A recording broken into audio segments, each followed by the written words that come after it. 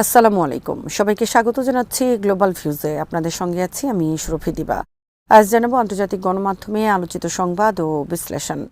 আবার পিছু হটেছেন মার্কিন প্রেসিডেন্ট ডোনাল্ড ট্রাম্প। ইরানের উপর মঙ্গলবার নির্ধারিত সামরিক হামলা স্থগিতের ঘোষণা দিয়েছেন তিনি। কাতার, সৌদি আরব এবং সংযুক্ত আরব আমিরাতের শীর্ষ নেতাদের সরাসরি অনুরোধের পর এই সিদ্ধান্ত নেওয়া হয়েছে বলে জানান তিনি। একই সঙ্গে ট্রাম্প বলেছেন, কোনো গ্রহণযোগ্য চুক্তিতে পৌঁছানো সম্ভব না হলে যে কোনো মুহূর্তে ইরানের উপর পূর্ণ মাত্রার ও বড় ধরনের আগ্রাসন শুরু করতে মার্কিন সামরিক বাহিনী সম্পূর্ণ প্রস্তুত রয়েছে।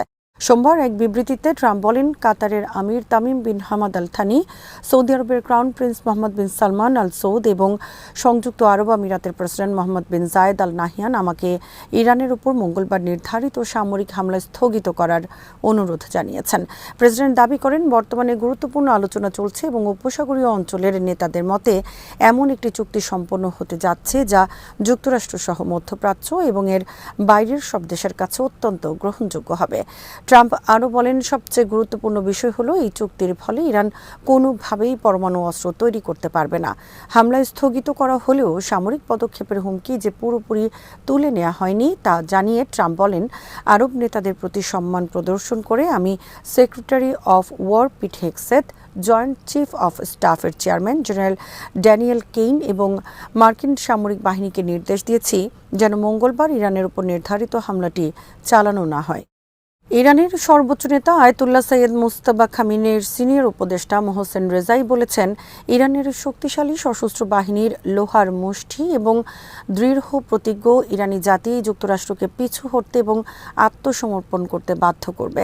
সোমবার রাতে এক্সে দেয়া এক পোস্টে ইসলামী বিপ্লবী গার্ড বাহিনী বা আইআরজিসির সাবেক এই প্রধান কমান্ডার ওয়াশিংটনের অসঙ্গতিপূর্ণ ও কাপুরুষোচিত দৃষ্টিভঙ্গির তীব্র সমালোচনা ও উপহাস করেন।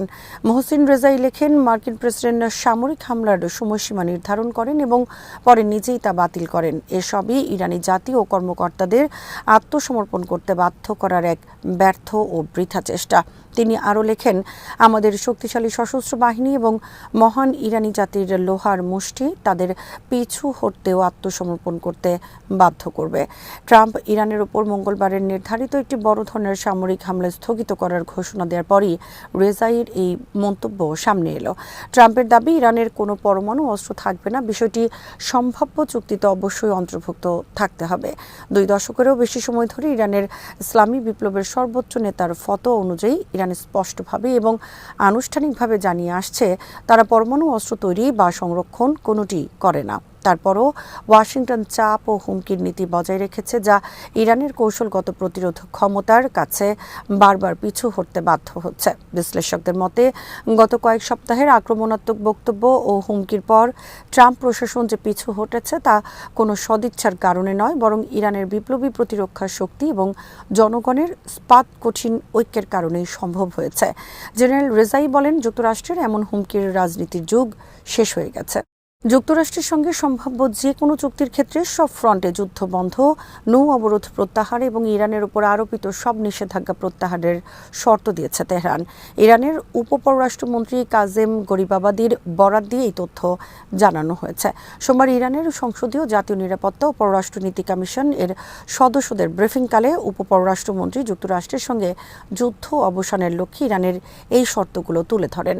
সংসদীয় কমিটির মুখপাত্র ইব্রাহিম রেজাই এই ব্রিফিংয়ের বিষয়টি নিশ্চিত করেছেন। মুখপাত্র জানান, উপপররাষ্ট্রমন্ত্রী গরিবাবাদী পাকিস্তানের মাধ্যমে ইরান ও যুক্তরাষ্ট্রের মধ্যে চলমান পরোক্ষ আলোচনা এবং উভয় পক্ষের মধ্যে বিনিময় হওয়া প্রস্তাবগুলোর সর্বশেষ পরিস্থিতি পার্লামেন্ট সদস্যদের সামনে তুলে ধরেন।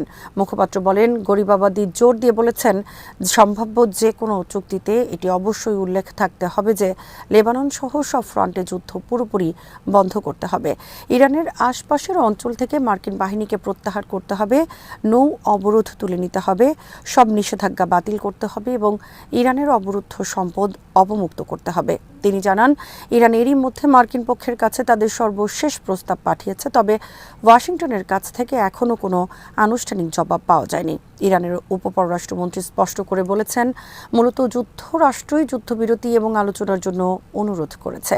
এই যুদ্ধ চলাকালীন ইরান কখনো ওয়াশিংটনের সঙ্গে আলোচনার উদ্যোগ বা আগ্রহ দেখায়নি। ইরান কখনো কোনো শক্তির কাছে মাথা নত করবে না এবং ক্ষণস্থায়ী আরাম-আয়েশের জন্য জাতির মর্যাদা বিসর্জন দেবে না বলে দৃঢ় প্রত্যয় ব্যক্ত করেছেন দেশের president Masoud Pezeshkian.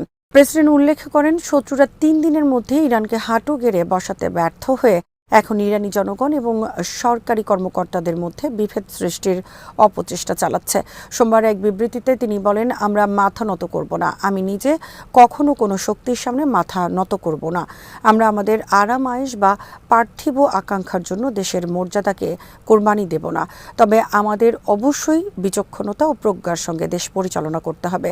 President Pezeshkian উল্লেখ করেন, শত্রুরা কোনো বৈজ্ঞানিক, আইনি বা মানবাধিকারের যুক্তি ছাড়াই ইরানের ইসলামী বিপ্লবের সর্বোচ্চ নেতা আয়াতুল্লাহ সৈয়দ আলী খামেনিকে অন্যায়ভাবে হত্যা করেছে। শত্রুরা ইরানের সামরিক কমান্ডার, মন্ত্রী, বিজ্ঞানী এবং নিরীহ শিক্ষার্থীদের হত্যা করেছে।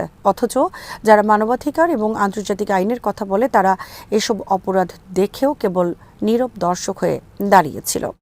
যুক্তরাষ্ট্র বা তার মিত্রদের পক্ষ থেকে নতুন করে কোনো আগ্রাসন চালানো হলে তার জবাব অত্যন্ত কঠোর ও শক্তিশালীভাবে দেয়া হবে বলে হুঁশিয়ারি দিয়েছেন ইরানের সর্বোচ্চ অপারেশনাল কমান্ড ইউনিটের কমান্ডার। একই সঙ্গে তিনি স্পষ্ট করেছেন, দেশের সার্বভৌমত্ব রক্ষায় ইরান এখন যে কোনো সময়ের চেয়ে বেশি শক্তিশালী ও দৃঢ় প্রতিজ্ঞ। সোমবার রাতে দেয়া এক বিবৃতিতে খাতাম আল আম্বিয়া সদর দপ্তরের commander major general Ali Abdullahi বলেন, ইরানের সশস্ত্র বাহিনী এখন ইতিহাসের যে কোনো সময়ের চেয়ে বেশি প্রস্তুত ও অপরাজেয়।